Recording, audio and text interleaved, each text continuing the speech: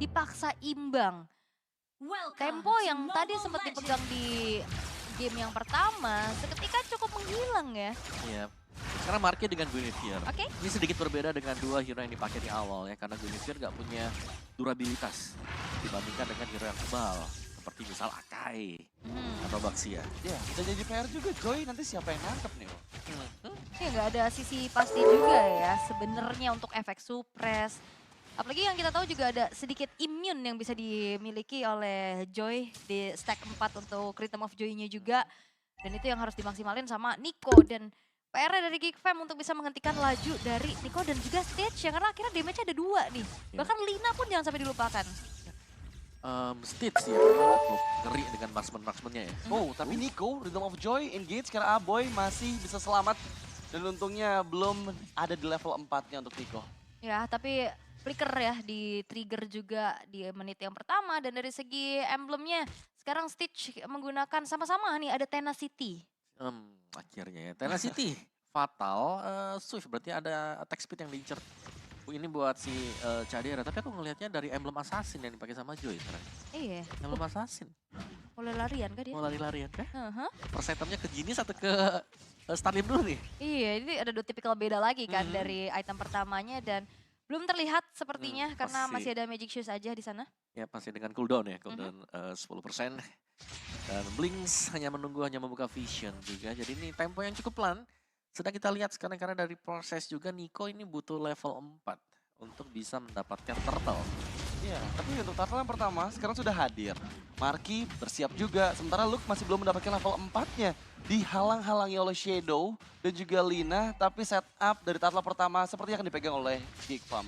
Oke, dan seperti tidak ada kontes yang cukup berarti juga karena Electrifying Beats karena baloinya udah mulai dipegang. Oke, Minion Fury Flicker connect ke 3 member dan berhasil mendapatkan Nico. First Blood diamankan, Netherrealm sudah mulai diaktifkan, tapi masalahnya Blink X, I'm Offended yang dia keluarkan membuat Baloyski gak bisa selamat dan bahkan Marky pun ini sempat memberikan special migration terakhir sebelum dia dihilangkan. Yes, dan akhirnya menjadi pertukaran yang cukup mahal juga yang terjadi.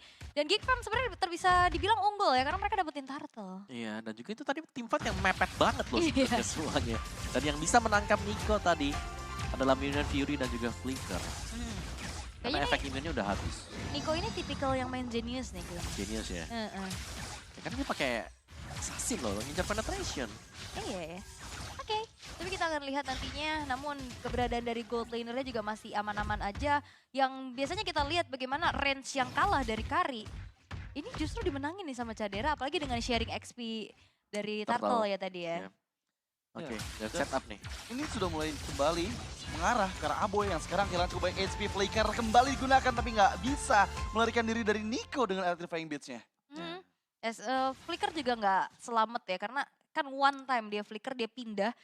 Dan juga ini, Assassin yang mungkin dibawa sama Nico, dia benar-benar bisa ngejar. Ya bisa nempel-nempel juga Iya. tambahan movement speed ya. Iya. Yang ada di emblem assassin. Nah, di bottom lane masih dengan damai-damai juga, tapi kita tahu power dari Joy nanti di level 12. Cooldown-nya itu udah cepet banget. Ya 11 detik ya Bang. Dan ya, dia habis nyanyi lagi nanti. Tapi penalti zone yang dibuka menangkap Marky. Memang dilindungi oleh Netherrealm, tapi I'm Offended Flicker. Blink X. Marky masih bisa menghindar dengan special migrations, melarikan diri ke arah bagian belakang dan wow, itu disengage yang rapi banget dari Geek Fam. Wah tapi ngeri banget sih sama Offended Flickernya. Masuk ke dalam turret, namun untungnya pemain-pemain dari Geek Fam masih bisa bertahan. Setup ke arah Turtle pun masih coba untuk dilakukan, tapi untuk kali ini kayaknya Nico nggak bakal tinggal diam sih atas kontes ini. Ya, ini bakal coba disiapkan lagi sih Om. Ya mereka bisa adu kontes sekarang karena secara damage ini bisa ada ya di atas dari Geek Fam sendiri. Melihat bagaimana proses dari Shadow juga nih. Ini Shadow tadi, kalau dia memang ada penalty zone, jadi bisa ngasih damage yang besar. Dan tinggal menunggu nanti adanya Electrifying Beats. Tapi Nico nggak punya purple buff ternyata ya. Ini Ambil ya? polos kakinya nih. Iya, tadi memang inisiasi dari Marky berhasil, tapi Aboy menerima lagi Pokemon damage yang cukup masif, menghindar, Shadow Stampede digunakan, menarik Blink X ke dalam area jungle, dan bahkan Blink X akan coba di all in, melarikan diri dengan Offended dan juga kopian dari Netherrealm, tapi lihat penalty zone yang dibuka oleh Shadow, menangkap 3 member. Luke sempat untuk Bravos Fighter, tapi Aboy yang dituju one last hit, mendapatkan trading 1 untuk 1. Wah, tengahnya dipaksa ternyata bawahnya juga udah mulai kedorong. What? Wow, itu menjadi momentum di mana sekarang keuntungan jauh dipegang di tangan Burmese Goals. Karena mereka kehilangan sepertinya 2 outer turret.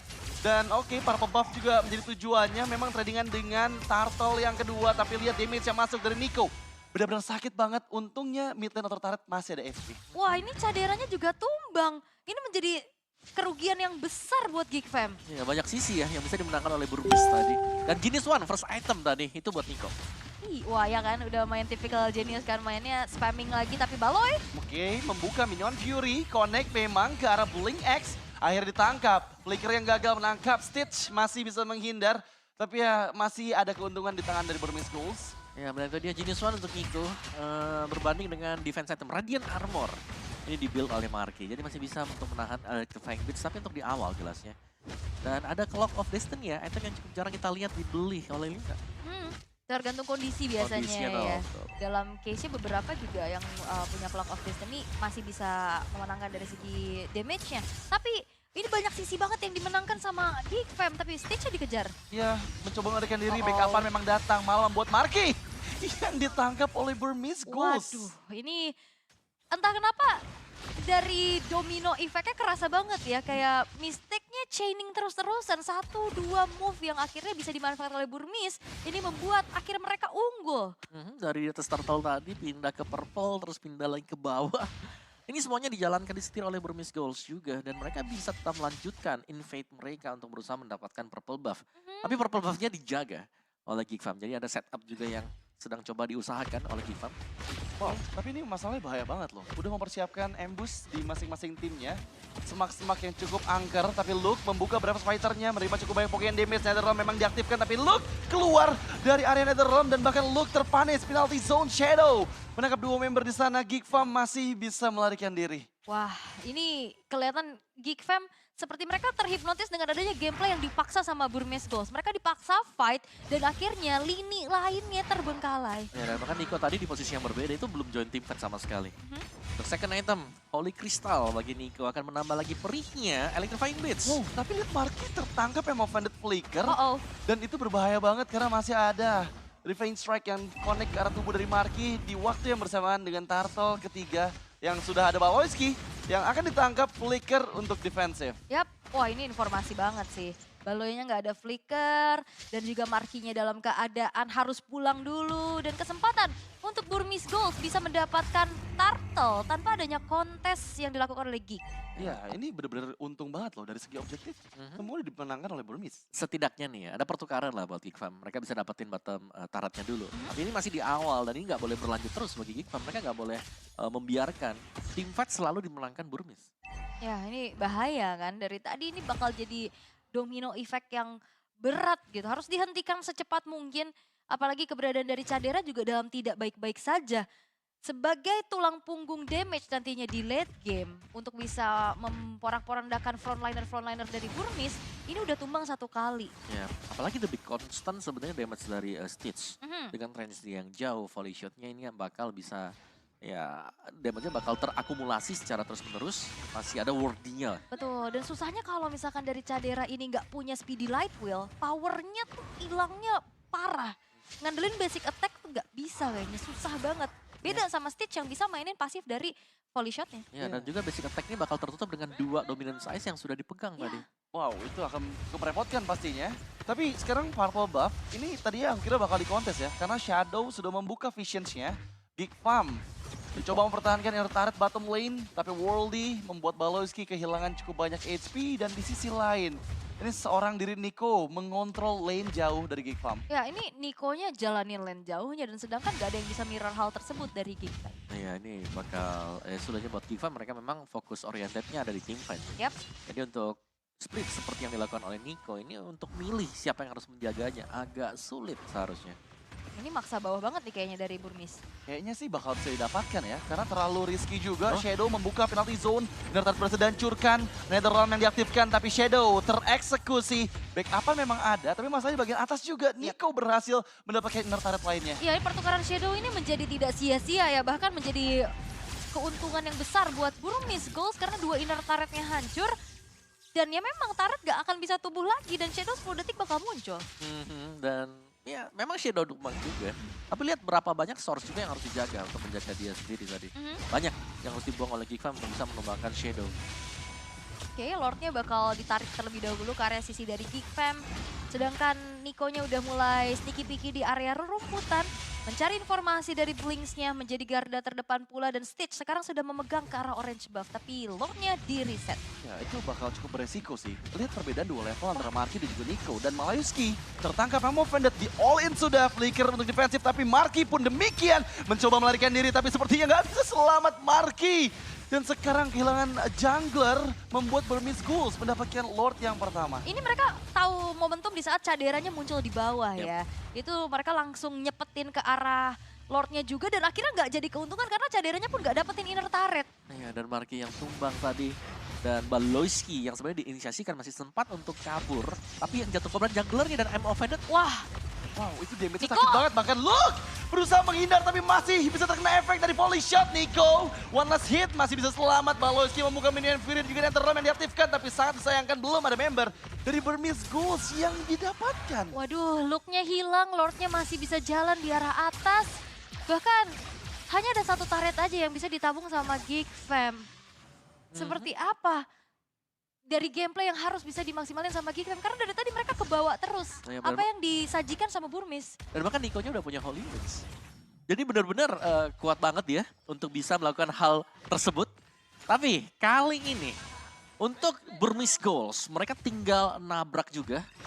Satu hal yang pasti, ini kalau ditabrak Burmese Ghouls, peluang mereka untuk menang itu sangat-sangat besar sekali.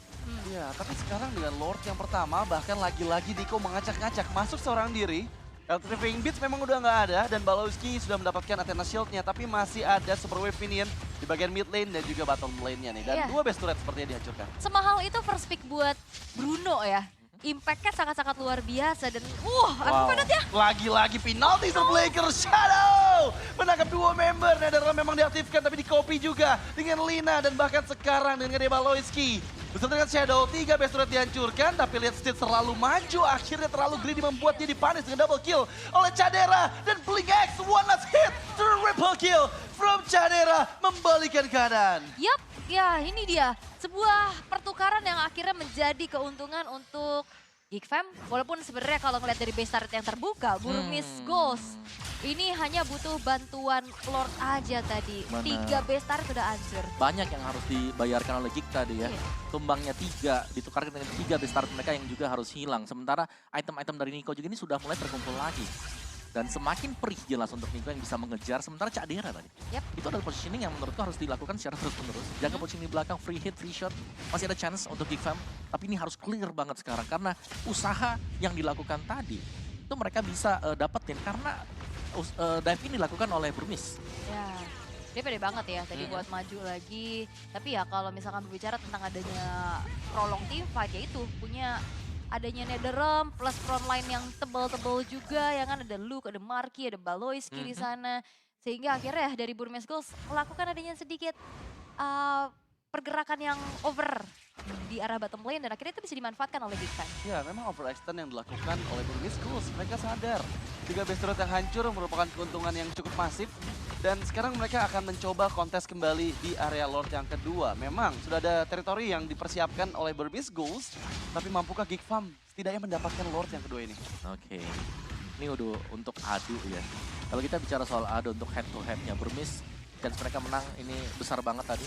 Kita tahu bagaimana kombinasi item dari Stitch juga yang sudah selesai. Dan irama dari Gio jadi udah perih banget. Ya, tapi Marky masalahnya gagal untuk mencuri. Dan sekarang lihat, mencoba untuk Netherrealm diselamatkan sudah. Kopian dari Netherrealm diaktifkan, tapi backup dari Cadera di bagian belakang sana.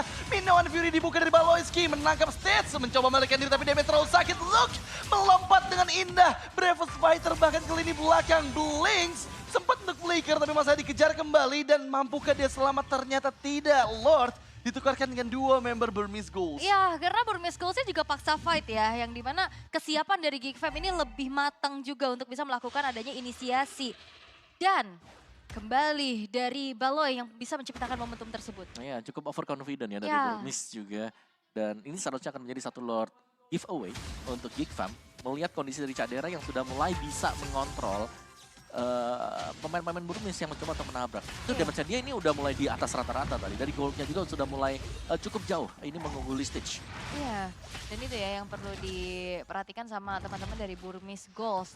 Dan kesempatan dari Geek Fam ini memperpanjang lagi dari segi gamenya juga, menginjak menit yang ke-15. Masih bisa bertahan walaupun base turret sudah rontok semuanya. Dan di saat Stitch-nya hilang, itu menjadi momentum yang bisa dipegang sama Geek Fam. Karena dengan Purify, dia bisa lepas dari sisi power. Tapi karena banyaknya sisi yang bisa diberikan sama Geek Fam, akhirnya gak bisa selamat juga kan. Pada akhirnya di fight yang tadi di area Lord.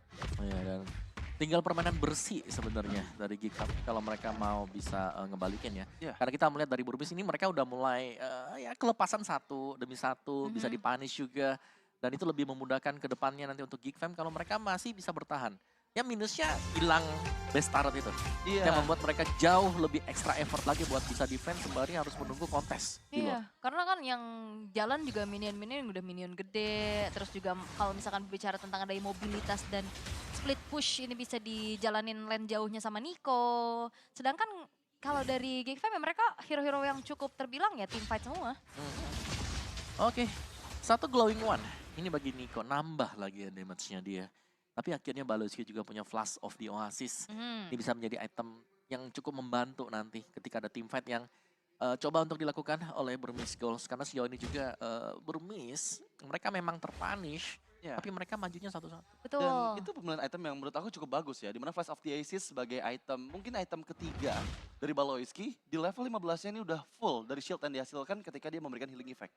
Terus juga itu yang dimana sebelum ada Flash of the Oasis saja Motivation Roar ini sangat-sangat membantu untuk menjawab adanya fight jangka panjang dari Geek Fam kan. Dari tadi ada Netherrealm, ada Motivation Roar, terus juga yang di depan ini punya durability tinggi. Iya. Jadi PR banget buat Burmis Goals bisa menumbangkan pemain-pemain dari Geek Fam. Ya, karena kalau yang nge-open misal dari Burmis Goals, mereka memang harus all itu ada Minion Fury yang bisa merecounter pergerakan mereka. Yap. Dan masalahnya sekarang masuk di menit 17. Kita tahu sendiri Cadera dengan semua gold yang dia miliki, memiliki damage output yang sangat maksimal, tapi masalahnya Lord langsung di all in. 19.000 HP dari Lordnya. Baloiski berusaha membuka vision sampai keberadaan dari Marky terlalu jauh dan Baloiski gagal untuk bisa memberikan backupan. Minion Fury Flicker sudah mulai dibuka tapi tetap Emo Fendet kehilangan Netherrealm pada saat Worldy diaktifkan, tapi lihat masih berusaha mendapatkan satu poin karena Blink X dan Marky pun gagal, terpanis sudah Marky dan juga Baloiski serta Cadera dan menyisakan Luke sebagai last man standing pada saat Lord bergerak di bagian mid lane. Oh no, Luke dan Aboy hanya berdua saja untuk bisa melakukan defense, apalagi Lordnya berjalan di arah tengah dan one strike push kah? Ya akan coba untuk menahan semua damage yang masuk, tapi Luke gagal pula. Aboy terwipe out sudah Geek Fam dan Burmis Goals. Match